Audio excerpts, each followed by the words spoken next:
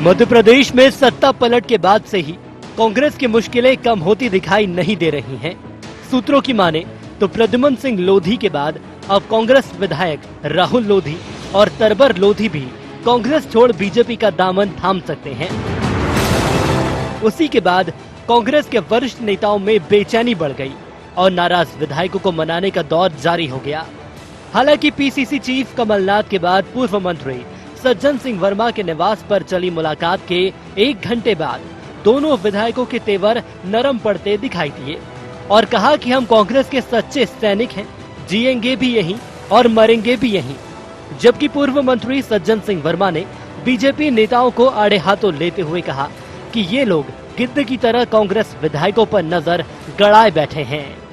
विधायक जो खरीद कर और थोड़ा सा हम लोगों का भी नाम इसमें आया, तो मैं भारतीय जनता पार्टी के लोगों से कह देना चाहता हूँ, राहुल भाई भी हैं हमारे कारण, ये सज्जन भैया भी हैं, कि हम लोगों का जन्म कांग्रेस में हुआ है और मौत भी कांग्रेस में हुई। पूरी निष्ठा और पूरी ईमानदारी के साथ कांग्रेस में है। सज्जन भैया की विशेष कृपा थी हमारे ऊपर। उसके बाद माननीय कमलनाथ जी से मिलवाया और राजनीति का सफर शुरू हुआ। हम लोगों की पूरी निष्ठा है और पूरी निष्ठा के साथ आगे कांग्रेस की राजनीति हम लोग करेंगे। कोई नजर नहीं रख रही हमारे, तो कौन रख रहा है? बीजेपी के नेता उनके बीजेपी तो वो तो गिद्ध हैं, गिद्ध की नजर तो रहती है शिकार पे, पर जब गिद्ध को बड़ा अच्छा तगड़ा शिकार मिल जाता है तो गिद्ध का ही शिकार कर लेता हो। ये भी उनको सोचना पड़ेगा भाजपा में। बात यही नहीं ठहरी।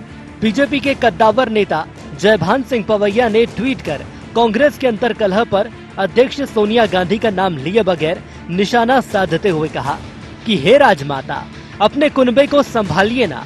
आखिर आपकी रूठी हुई राजनीतिक संतानों को हम अपनों के हिस्से का कितना प्यार लुटाते रहेंगे। यदि नहीं संभलता तो किसी दिवालिया फर्म की तरह कांग्रेस प्राइवेट लिमिटेड का शटर डाउन क्यों नहीं कर देती। तो प्रदेश के संकट मोचक गृह मंत्री डॉक्टर नरोत्तम मिश्रा भी मुखर होते हुए बोले कि कांग्रेस बीजेपी की चिंता करने की बजाय अपनी पार्टी को संभाले। जितनी चिंता वो भाजपा की कर रहे हैं, इतनी कांग्रेस की भी तो करें। एक के बाद एक सबरे प्रदेश जा रहे हैं हाथ से और उन्हीं की पार्टी टूट रही है। इल्जाम हमारे ऊपर लगाते हैं। मध्य प्रदेश के बाद अब राजस्थान में बचे सियासी घमासान के बाद उप मुख्यमंत्री सचिन पायलट को कांग्रेस पार्टी से बर्खास्त कर दिया गया है। वहीं मध्य प्रदेश में भी कांग्रेस विधायकों पर भाजपा के डोरों का कितना असर होता है, यह तो वक्त बताएगा। लेकिन फिलहाल यह तो तय है कि सियासी डगर कांग्रेस के लिए आसान नहीं है। Bureau report, IND 24।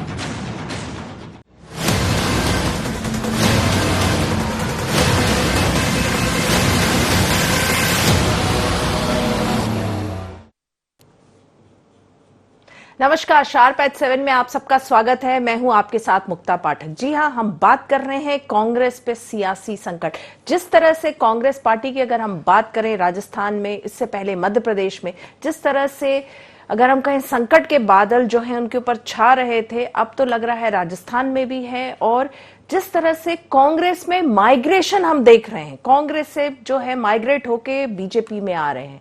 ठीक है, कांग्रेस से तो माइग्रेट हो रहे हैं, बीजेपी में आ रहे हैं, लेकिन इसमें बीजेपी में भी जो है कहीं ना कहीं जो उनके मन में भी जो है वो उत्सुकता है, उनके मन में भी दर्द है, और जिसको आज बयान किया है बीजेपी के वरिष्ठ नेता जयभान सिंह पवैया ने। उन्होंने हालांकि निशाना तो साधा है सोनिया गांधी पे, कांग्रेस पे, लेकिन कहीं ना कहीं उन्होंने जो बीजेपी के जो वरिष्ठ नेताओं हैं उनका जो दर्द है उसको भी उन्होंने एक तरह से बयान किया है कि जिस तरह से कांग्रेस से जो लोग आ रहे हैं और उनके कारण जो बीजेपी के वरिष्ठ नेताओं का हिस्सा है जो उनको मिल रहा है, वो भी दर्द उन्होंने बयान किया। तो चलिए इन पूरे विषय पे हम बात करेंगे। हमारे साथ स्टूडियो में मौजूद हैं हमारे editor in chief Sunil Srivastava, मेरे साथ फोन लाइन पे मौजूद है गौरी शंकर शेजवार जी, और हमारे साथ मौजूद है लाखन सिंह यादव जी। आप सबका शार्प एट 7 में बहुत बहुत स्वागत है। सबसे पहले मैं आपके पास आऊंगी गौरी शंकर शेजवार जी, क्या कहिएगा आप, किस तरह से देख रहे हैं आप जयभान सिंह पवैया के इस ट्वीट को? देखिए मुक्ता जी, ये सामान्य प्रक्रिया है एक दल को छोड़ के दूसरे दल में जाना। कांग्रेस में जमीनी स्तर पे कांग्रेस ने अपनी लोकप्रियता खत्म कर दी है, इसलिए विधायकों के मन में ये भय है कि वो अगले बार चुन के आएंगे क्या नहीं आएंगे। इसलिए वो ऐसी पार्टी में जा रहे हैं जिस पार्टी की लोकप्रियता है और जिसे लोग पसंद करते हैं। तो अब सामान्य बात इसमें यह है कि जो लोग पार्टी की विचारधारा और उसके अनुशासन को सहज स्वीकार कर लेते हैं, उनकी लोकप्रियता अच्छी हो जाती है और समरसता हो जाती है। और जहाँ छोटा मोटा कभी खटास जहाँ रहती है वहाँ थोड़ी देर में होती है, बस इतनी सी बात है, बहुत बड़ी बात नहीं है ये। नहीं, लेकिन जिस तरह से बीजेपी में अगर हम बात करें, बीजेपी में वरिष्ठ नेताओं में जो बेचैनी है, उनकी हिस्सेदारी तो मारे जा रही है ना। देखिए, यदि हम ये मान लें कि एक पार्टी है भारतीय जनता पार्टी और जिसमें कोई गुट नहीं है, तो ये बात बिल्कुल नहीं आएगी किसी के भी मन में। और यदि ऐसा मानेंगे कि ये सिंधिया ग्रुप है और ये बीजेपी है, तो निश्चित रूप से सिंधिया गुट के लोगों में भी बेचैनी होगी और बीजेपी में भी बेचैनी होगी। मैं ऐसा मानता हूं कि आज की तारीख में भारतीय जनता पार्टी है और इसमें जो लोग आ गए हैं और जिनको पद मिले हैं, मंत्री पद मिले हैं और विभाग मिले हैं, वो भाजपा मान के वो प्रसन्न है। विभाग कोई बड़ा नहीं होता, कोई छोटा नहीं होता, सभी विभाग समान रहते हैं, सब में काम करने का पूरा अवसर है। छोटे से छोटे विभाग में भी यदि मंत्री गंभीरता से और पूरी सक्रियता से और सजगता से काम करे तो जनता का भला कर सकता है, प्रदेश का विकास कर सकता है। लेकिन ये मानना पड़ेगा कि हम सब एक हैं। चलिए, आप मान रहे हैं हम सब एक है, लेकिन आपके जिले में भी तो सिंधिया समर्थक जो है वो मंत्री बन गए हैं। तो अच्छी बात है, उनका स्वागत किया है हम सब लोगों ने, और वो चुनाव भी लड़ेंगे ऐसा सुन रहे हैं यहाँ से, उनका समर्थन भी करेंगे लोग। तो यही तो बात हो रही है ना कि जो कांग्रेस से जो लोग आ रहे हैं उनको पद सम्मान सब मिल जा रहा है, और वरिष्ठ जो पुराने बीजेपी के वरिष्ठ नेता हैं उनका हक कहीं ना कहीं उनका हक तो मारा जा रहा है ना। यही तो पीड़ा व्यक्त की है आज जयभान सिंह पवैया ने। यदि वरिष्ठ नेता का सम्मान कर रहा है तो उसकी स्थिति अच्छी है, तो ज्यादातर लोग ऐसे ही हैं। और जो बाहर से आने वाले आदमी वरिष्ठ नेता का और पार्टी की विचारधारा का सम्मान नहीं करेगा, अनुशासन नहीं मानेगा, उसमें देर से एडजस्टमेंट होगा, इतनी सी बात है इसमें। अच्छा, चलिए लाखन सिंह यादव जी, आपसे पूछूंगी, संकट के बादल ऐसा लग रहा है मंडरा रहे हैं कांग्रेस पे। अभी एक लोधी आए थे बीजेपी में, 2 लोधी की और आने की बात हो रही है, और बीजेपी में जो कई नेता हैं वो बार बार ये आगाह कर रहे हैं कि कांग्रेस से अभी बहुत सारे विधायक जो हैं वो लाइन में हैं, माइग्रेशन अभी होगा। देखिए मुक्ता जी, बिल्कुल आप ठीक कह रही हैं। आदरणीय गौरीशंकर शेजवार जी काफी सीनियर हैं।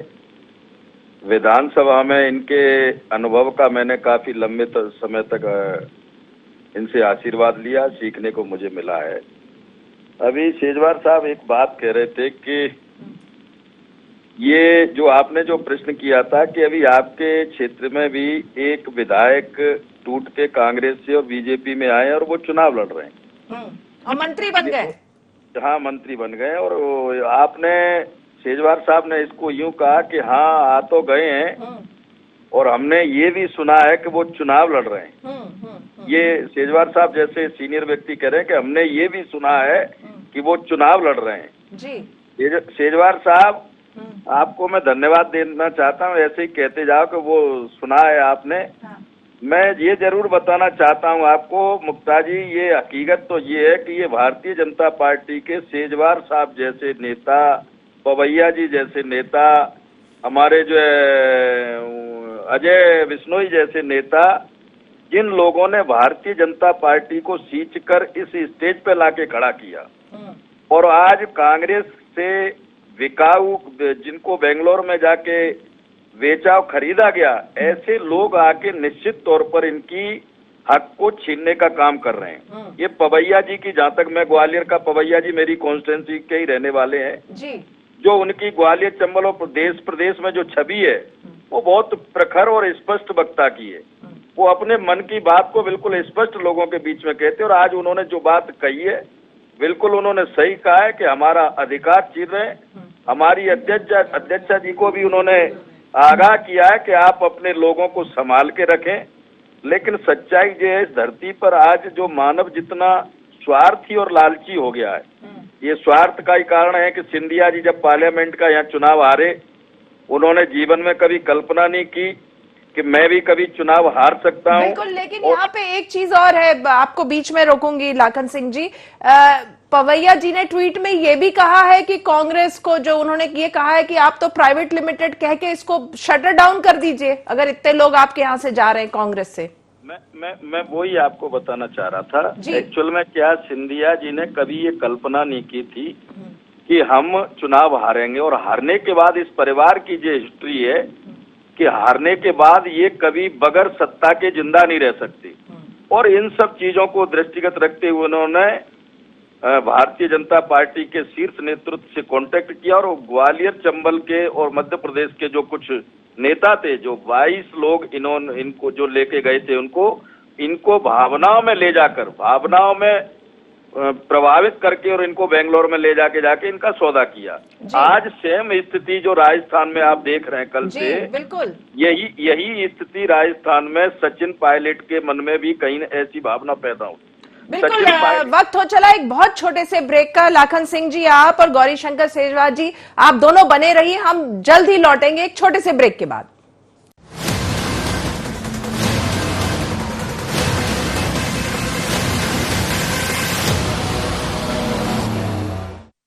बाबा इलायची को जैसे चखा तो लगा कि लाइफ के हर टेस्ट में होना चाहिए प्लेजर।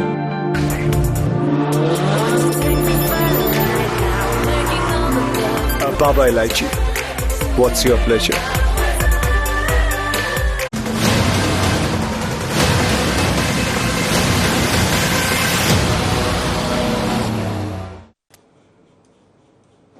ब्रेक के बाद आप सबका एक बार फिर से स्वागत है। हम चर्चा कर रहे हैं कि कांग्रेस पे किस तरह के सियासी संकट है और जिस तरह से बीजेपी के वरिष्ठ नेता जो है वो ट्वीट कर रहे हैं और अपना दर्द बयान कर रहे हैं।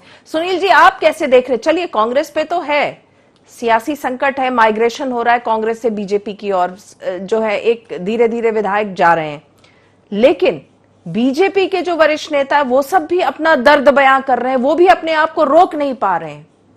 देखिए मुक्ता जी, अगर संकट की बात करें तो संकट तो तीनों तरफ है। चाहे हम कांग्रेस के संकट की बात करें कि कांग्रेस पर जहां पर खुद के भविष्य और खुद को बचाने के लिए संकट है, तो वहीं लोकतंत्र पर भी संकट है, क्योंकि जिस प्रकार से जनता ने जो जनादेश दिया सरकार को, वो सरकारें किसी न किसी वजह से गिर रही हैं और सत्ता पलट हो रही है। तीसरा संकट यहां पर है भाजपा के उन नेताओं पर जिन्होंने सालों साल बीजेपी को सींचा है। चाहे हम गौरीशंकर सेजवार जी की बात करें, सेजवार साहब नेता प्रतिपक्ष भी रहे, बहुत समय तक मंत्री भी रहे और बीजेपी को अपने क्षेत्र से लेकर पूरे मध्य प्रदेश में खड़ा करने में एक महत्वपूर्ण योगदान दिया। जयभान सिंह पवैया की हम बात करें तो जयभान सिंह पवैया जी का भी एक सराहनीय योगदान रहा। राजमाता के साथ उन्होंने, जो कि संस्थापक सदस्य थी भाजपा की, उनके साथ उन्होंने कई रैलियां की और कई सभाएं की। उसके बाद भी जयभान सिंह पवैया को आज के परिदृश्य में इस प्रकार की टिप्पणी करनी पड़ रही है ट्विटर के माध्यम से, क्योंकि जिस प्रकार से लाखन सिंह जी ने कहा स्पष्टवादी छवि है जयभान सिंह जी की, तो उन्होंने साफ तौर पर पहला निशाना तो सोनिया गांधी की ओर उन्होंने किया कि फोटो के साथ ट्वीट किया सोनिया गांधी के कि आप अपने लोगों को संभालिए और अगर नहीं संभल रहे तो एक मल्टीनेशनल कंपनी की तरह, एक प्राइवेट लिमिटेड कंपनी की तरह कांग्रेस को दिवालिया घोषित करके उसका शटर डाउन कर दीजिए। दूसरी ओर उन्होंने एक बड़ी महत्वपूर्ण बात यहां पर मुक्ता जी जो जिक्र किया, उन्होंने लिखा कि आखिर आपकी रूठी हुई राजनीतिक संतानों को कब तक अपनों के हिस्से का हम प्यार लुटाते रहेंगे। यानी सीधा सीधा निशाना है जयभान सिंह पवैया का, जो सिंधिया जी के साथ जो पूर्व विधायक आए थे जिनको मंत्री बनाया गया, तो पवैया जी से लेकर सारे लोग मान रहे हैं कि जो मंत्री बनाए गए वो उनके हिस्से से कहीं ना कहीं कोटा कटा है और उनको मंत्री बनाया गया है। चाहे हम राजनीतिक नियुक्तियों की बात करें, प्रदीप जायसवाल को जैसे कि खनिज विकास निगम का अध्यक्ष बना दिया गया, नागरिक आपूर्ति निगम का प्रद्युमन लोधी को बनाया गया। तो कुल मिलाकर राजनीतिक संकट जहां कांग्रेस के ऊपर है, वहीं भविष्य का खतरा भी बीजेपी के वरिष्ठ नेताओं के ऊपर है। अगर हम बात करें जिस प्रकार से गौरीशंकर सेजवार साहब कह रहे हैं कि प्रभुराम चौधरी जी को लेकर कि वो वहां आए हैं, चुनाव लड़ेंगे।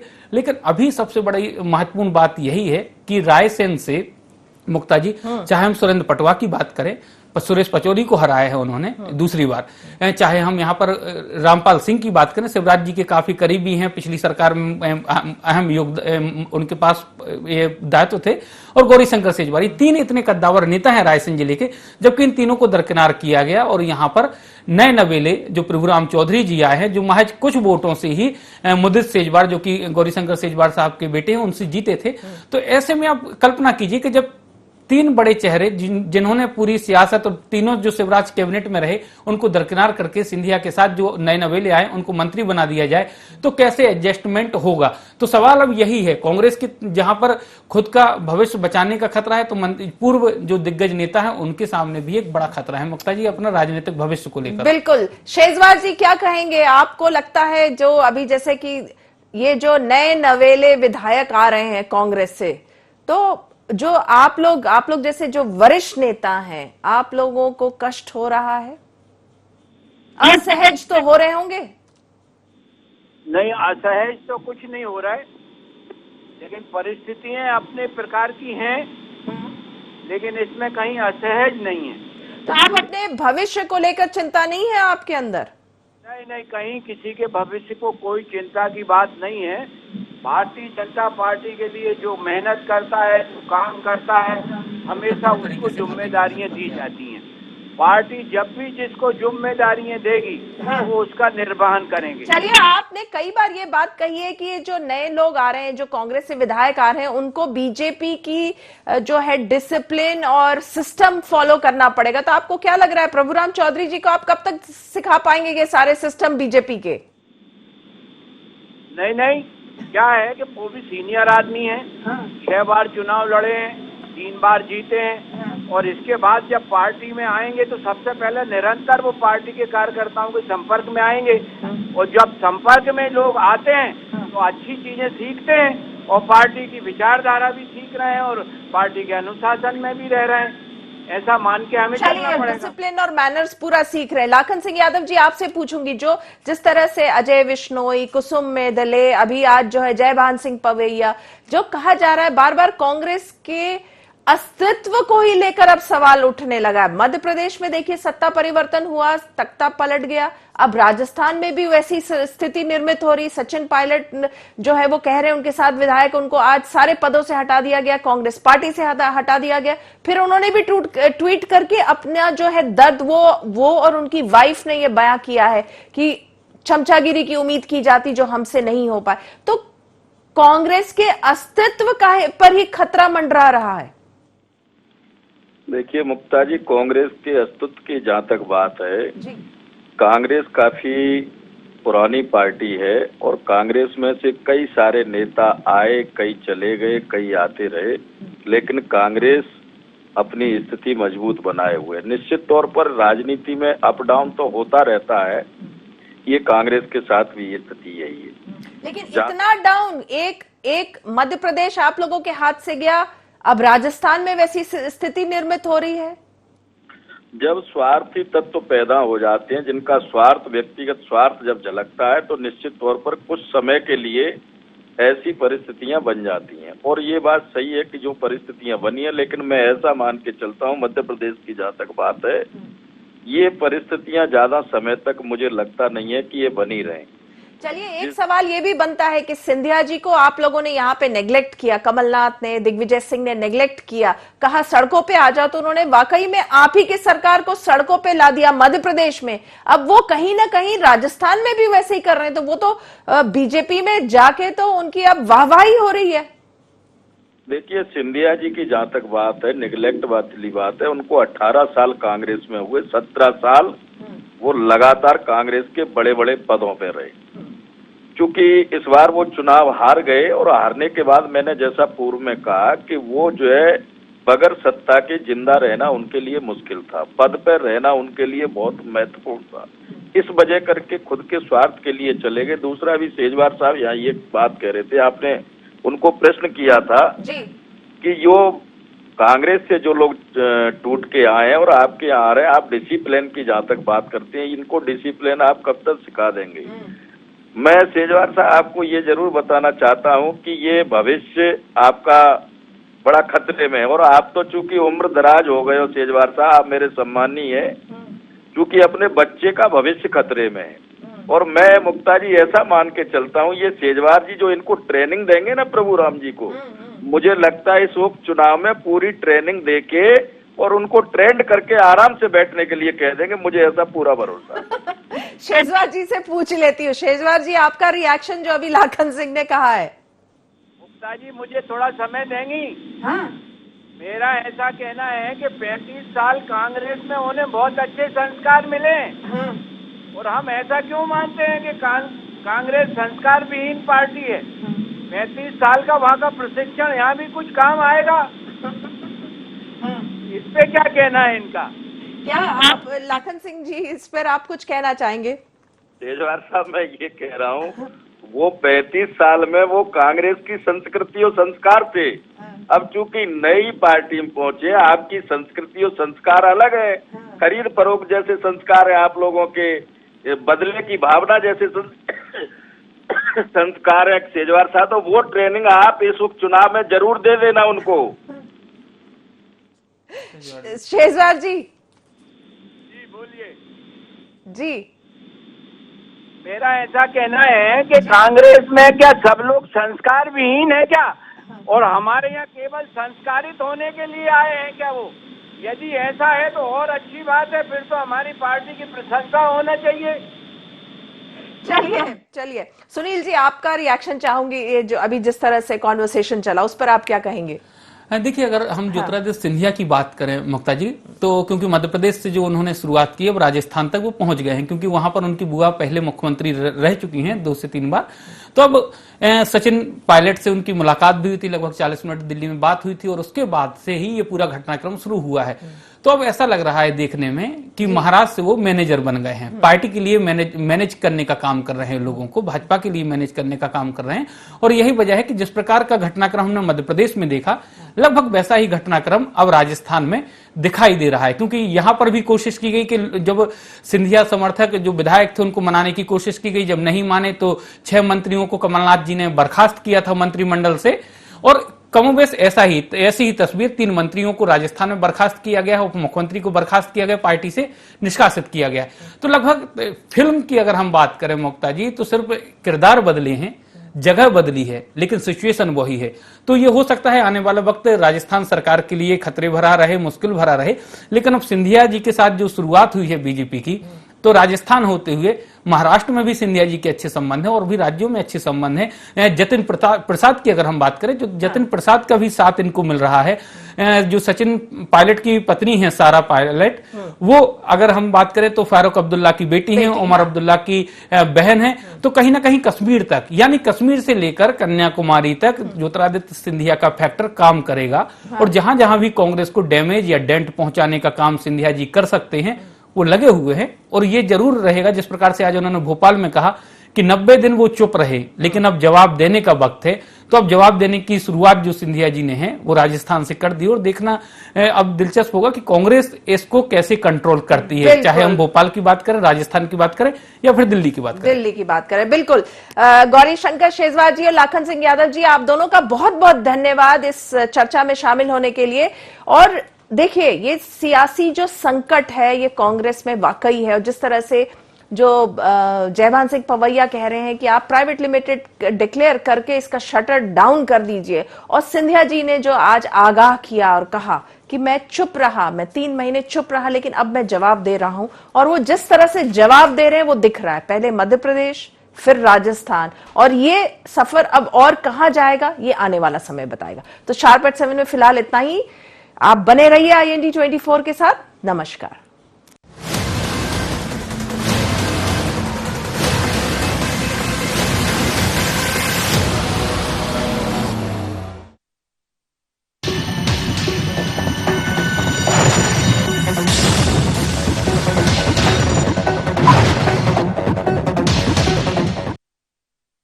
बाबा इलायची को जैसे ही चखा तो लगा कि लाइफ के हर टेस्ट में होना चाहिए प्लेजर।